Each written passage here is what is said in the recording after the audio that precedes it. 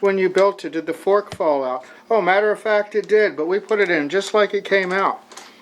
And that's really what's happened, is that they've lost the pieces rolled away somewhere. Or when they put it together, they have all the pieces, but they put it in the wrong order. And sometimes we can just fix it really easily.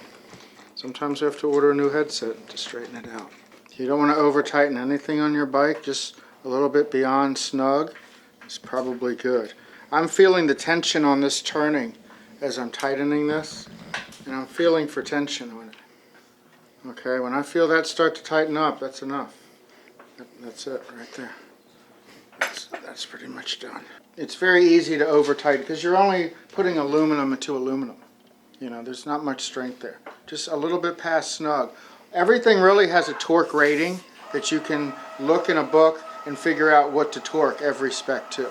And if you were to strip aluminum to aluminum, what would that mean? You probably, you could buy a new fastener and maybe tap the aluminum part, or chances are you're going to be buying a new part. Expense and a lot of trouble. Yeah, you don't want to do that on the frame. If it was handlebars, something like that, it's not so bad. Okay, green to green. You're just making sure that that rise part there is going in that slot right here. Okay, you just line that up like that. Push it on, make sure it's tight.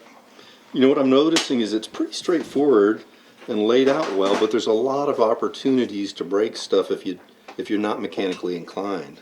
And really take the time to look at things. See, there's a little groove here, and there's a little groove that rides in, and just make sure they line up. That's all, and then put it, and it just snaps right into place. If you feel resistance, back off and look at it again. Lots of light. If you wear glasses, make sure you have them on.